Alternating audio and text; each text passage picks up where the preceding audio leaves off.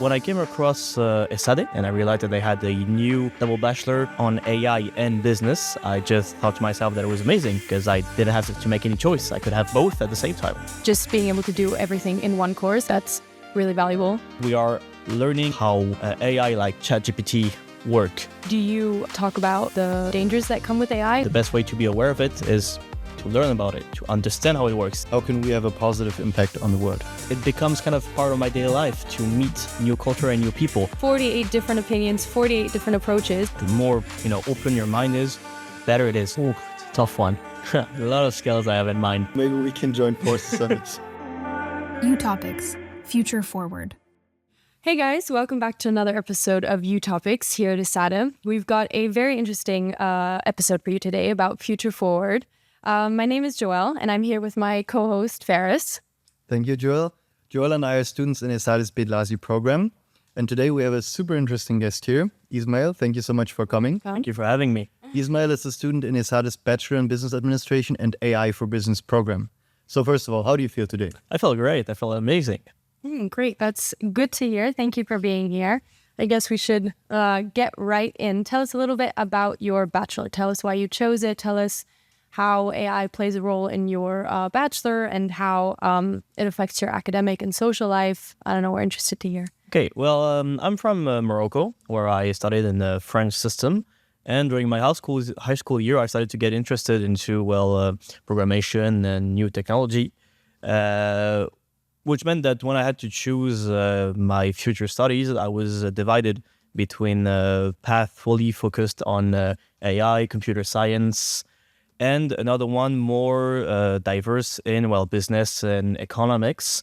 So it was really hard to choose, especially because I was only focused in French schools.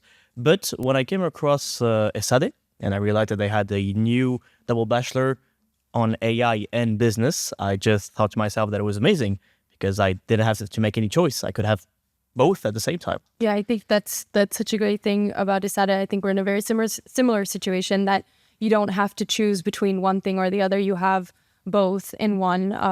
And I think for us, it was the same with not choosing between business or sustainability. It was just being able to do everything in one course. And I think that's really valuable. Exactly. And especially with topics for us, it's sustainability. For you, it's AI. These things are affecting our day-to-day lives and will continue to do so in the future. Tell us a bit about how AI is affecting your academic life and in what form and one context do you learn about AI? Well, first and foremost, in our program, we start with basic learning on programmation because the core of AI is, the language that you use to code a computer, to code a machine. So during our first 2 years, we were focused on learning the basis of Python, so extremely basic language. And during our third year, we started to learn more about, an introduction to AI. So when we started to learn about AI, it was, then again, basic things, understanding how it works, understanding what is concretely an AI, how to train an AI, and basically learning most of the techniques that exist to train and better an AI model. So obviously, AI plays a huge role in my academics. Of course, if you talk about ChatGPT and stuff like this, it does play a role for everyone. But I think that one of the most interesting thing about the double bachelor in AI is that we are learning and understanding how AI like ChatGPT work. And in learning about how complex AI is and how to train it and how to use it, do you also talk about the dilemmas that come with it or the ethical risks and dangers that come with AI? Even if we didn't have a specific course focused on ethical dilemma with AI, we obviously talk about it from time to time. The basic ethical dilemma that we face when we talk about AI is the issue of data. So if you want to train an AI model, you need data. And the more data you have, the better it is. And the issue with this is that with the current evolution of AI, since data is a limited resource, if you want to further develop an AI, you're going to need to dive into personal data from people. So there's this privacy concern on, well, how you're going to feed AI without touching private data from people. Another issue that you have with AI when you train it is bias. Because, of course, when you train an AI, you teach it what is good, what is bad, depending on, well, the AI you want to create. And depending on how you teach this AI, it can become biased. So it's always possible for people to influence how an AI is going to react to requests, especially generative AI like ChatGPT. There's a lot of ethical dilemma on the neutrality of AI, how to get more data, how to trust the data that we use, how to limit the risk of, noise and untrustworthy data, as well as, other dilemma on the fact that AI is kind of affecting our daily life, especially work-wise, because of the dependence that we can develop. How could we as professionals, but also as citizens, make sure that AI stays a tool? It's important to understand it, to understand what AI is, to understand how it operates, to understand how it communicates, in order to make better use of it. If we stay unaware of how AI works, how it operates, it's the best way to get overwhelmed by it. So I think that in the future, if we want to avoid AI taking more space than it should, it's essential to understand it thoroughly and really understand how to communicate with it. Another thing that, AI does is AI algorithm that are used on social medias to kind of analyze what you like on your feed, what you repost, what you like. And those kinds of algorithms are going to make sure that you always have similar topics to the one you likes.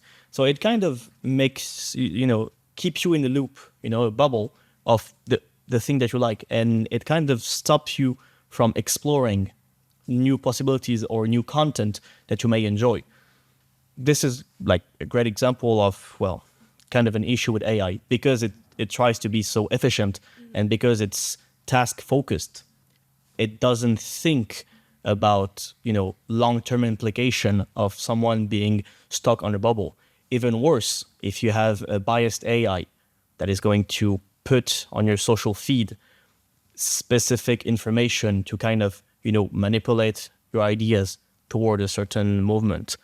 Those are lots of risk, and we cannot really do something about it if we're not in a position of power, but we can be aware of it. And the best way to be aware of it is to learn about it, to understand how it works, and to be aware that this is what's happening right now. The reason I'm always receiving what I like is because there's a computer program who knows what I like, and it's going to keep me there. Now, also, you talked before about how learning about AI and understanding AI and the systems of how it operates is the best way to effectively deal with it. Or adding a bit to this point, for example, we saw in the past that a lot of technological developments, nuclear energy, the internet, social media, how they have disrupted our lives in sometimes unimaginable ways, and sometimes for better or also for worse. And we can see, for example, nowadays with social media, how you already said is that people are getting more enclosed in a bubble. Do you think when we make the case for AI that we should have more skepticism within the society at large, that we should be more skeptical before adapting a technology that may have unprecedented effects on our lives? Well, the issue is that as of right now, AI is evolving at an alarming rate, and it's hard to contain. It's hard to forecast how far it's going to go in 5 years. It's good to be skeptical, to be wary of it, to try and handle the pace of evolution, to kind of make sure society is adapted to it and there isn't any unforeseen negative consequences to a evolution peak on AI that we just couldn't handle. However, as things are going right now, we cannot take the time and make sure that AI is adapted to us. It's the other way around. We have to adapt ourselves to AI space. So in a sense, it's good to be skeptical and wary of it. But being wary of it for me is not running away from it or ignoring it. It's learning about it. It's following its space, trying to catch up to it. That way, you're always ready to what's coming. So you were talking about that AI is so rapidly evolving. How would you say that, or what would you say are the skills that we need in our future, considering these different environments that are evolving and that everything is changing so quickly that we need to learn to adapt to? And what would you say are like the main skills that we're looking for that we need to learn and adapt to survive? So I would say basic knowledge on programmation language. And when I say programmation language, I don't mean all of them. Like just if you know Python, it's great basis. You don't need to be a master at it. You just need to understand it because it's a language. It's a way to communicate.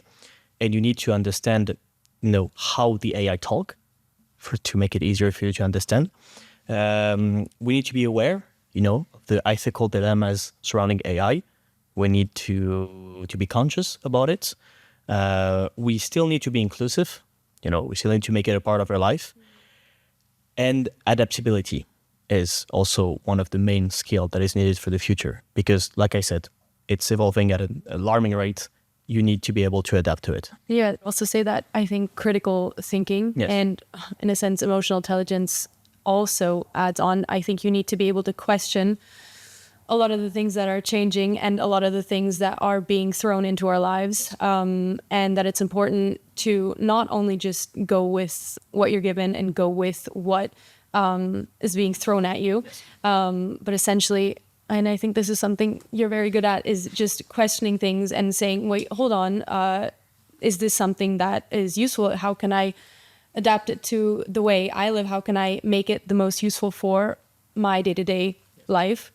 And adding a bit to Joel's point, when we're talking about questioning, we can see that in our present day world, not everything is perhaps going as we would want it to be going. Whether we're talking about the technological sphere, but also about environmental issues and environmental concerns, how do you think that all of these new tools, but also these new skills that we're apprehending alongside it, how can they help to, make the world a better place? How can we, as a young society, as still students, but perhaps soon to be professionals, how can we have a positive impact on the world? Well, I think it's because we have to be aware of what's happening, and not only focused on technology, like you said, environments, tension in the world, and multiple things. We need to be aware of it. We need to be conscious about it. We need critical thinking, and because we kind of need those skills in the environment that we're evolving in, the news that we receive on a day-to-day basis, I think the simple fact that we think about it, we're aware of how it impacts our daily life. It's going to shape, our mindset for the future when we get into, if we get into, position, important position of in the workplace, or just when we want to make a change, because we're aware of the countless issues that are surrounding our world currently. And because we're also a connected generation, we're really linked to new technologies. Those tools, if we master them, if we adapt to them, can be of a huge help to face, those issues that are growing at the same pace as us. This ties in well with what you said earlier about the inequality and the fact that training AIs, that comes with a lot of biases. And I think this is another huge factor that we need to think about, especially in our generation, the and like the fact that AI comes with so many inequalities, not only the limited access that some people have to AI, but just essentially the fact that The providers Yeah. of AI. it's just And the very limited. system, Yes. more general sense, the system that it is built on, that it's kind of incorporating into its algorithms. Moving on towards our bit in the direction that you were already alluding to, when we have like the world in which we are today very rapidly changing, we also have an increasing internationalization. So especially here at Esade, you know, it's not only that we have people from Spain or let alone Europe, but people from all over the world. So how has or can you give us a glimpse into how the international atmosphere at Esade, how it shapes your learning, but also how it perhaps changes your perspective on your takes on AI, on technology, on present developments?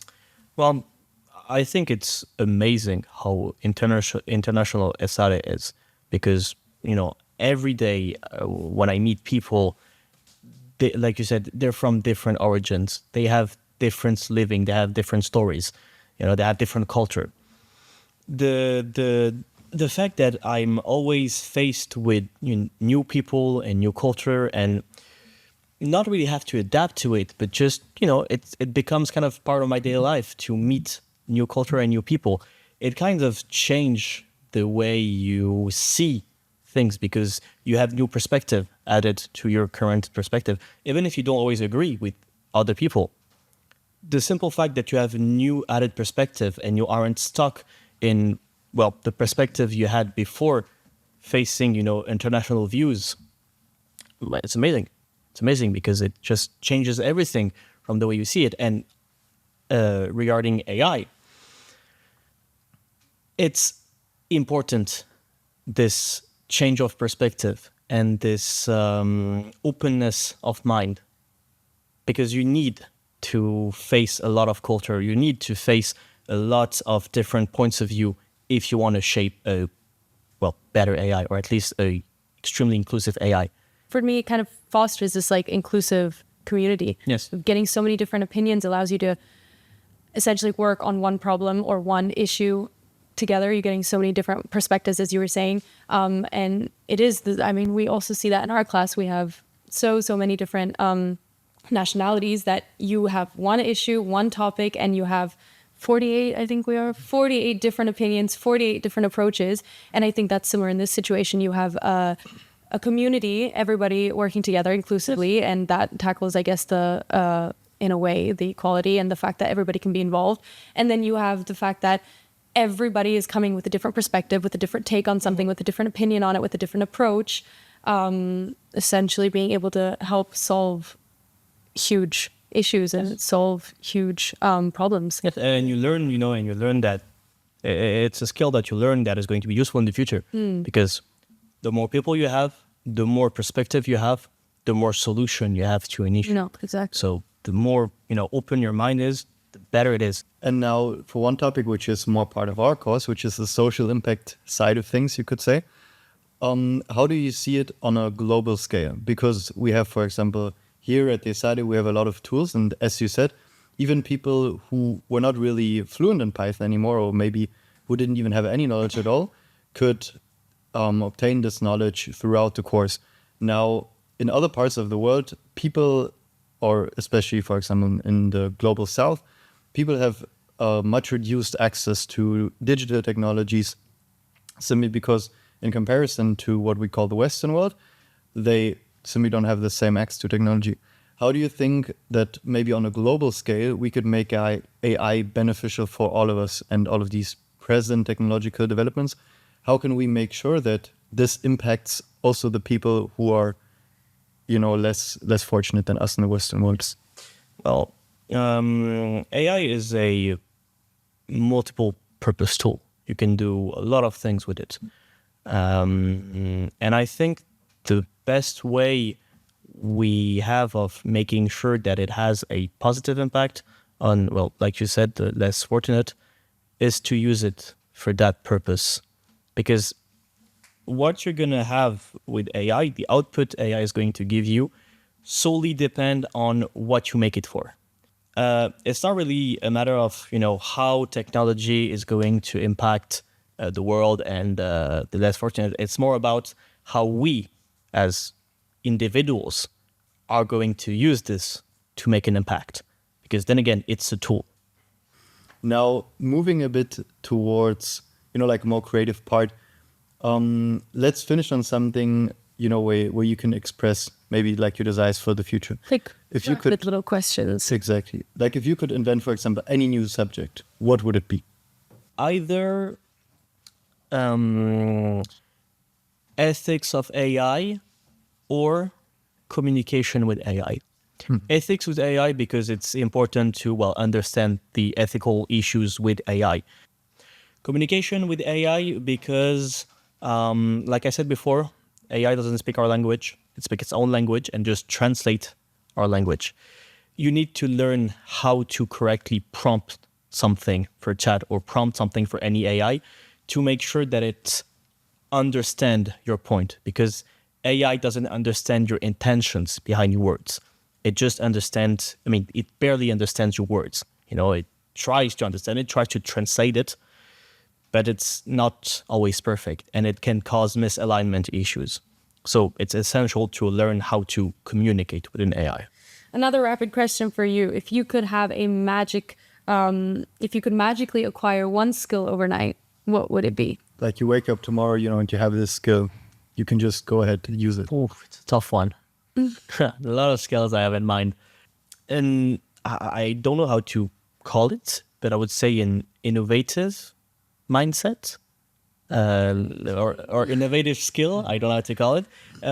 Just the ability to think of current issues, either on a small scale or higher scale, and come up with innovative solutions. It's a magical skill, to Like right So away, just- revolutionize the world. So Or just knowing solutions to problems, or just having a perfect solution to... not perfect solutions, because there's no perfect solution, but at least just this sense of being able to understand a problem or an issue on every aspect of this issue, and slowly coming up with ways to solve it. Because it's easy for me to face an issue and think of solutions, but what I lack is having every perspective on this issue.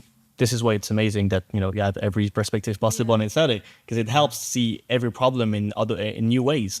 But as of today, I know that I still lack this ability of facing an issue and taking into account every aspect of the said issue to help me find the most efficient solution for this issue. Mm-hmm. Well, at Bedasi, we're also trying to acquire the skills some. So, maybe we can join forces on it. Yeah, that would be good. Mm-hmm. We could use a bit of more technical and a bit more that side of skill. Mm-hmm. That being said, so thank you so much for the talk today. We found it super insightful. interesting. And I think we'll definitely keep up the conversation beyond this podcast to learn a bit about AI, but maybe also to learn about this new innovation skill. So thank you so much for your time. Thank you for having me. And in the end, we still have a little surprise for you. Yes, we do. Namely, if I can get it out, a little disposable camera for you. Okay. We're going to pass it on to you. And then... Now, basically, over the next couple of days, you're going to have the opportunity to document your life here at Esade, your student, like the perspective on student life. And then whenever you're done with that, you send us the camera or you give it back to us. We'll get the pictures developed, and then you and all the other students all around and other people can see your pictures on Esade Undergrad. I think that would be a super fun exercise. I'm super excited to see your pictures, what you come up with. Okay. And it's going to give like a little glimpse, into the perspective of a BBA student. And we're super excited about what you'll share with us. Okay, thank you so much. So thank you once again so much for your time. We Thank you found for it having me. super interesting. Yeah, I learned a lot as well. Thank you for Same for sharing me. your insights. And also thank you to you for joining us for this very fun episode on Future Forward. We hope you enjoyed it and we were able to answer some of your burning questions. So once again, thank you so much for watching. Thank you so we hope much. to see you on the next episode of U Topics.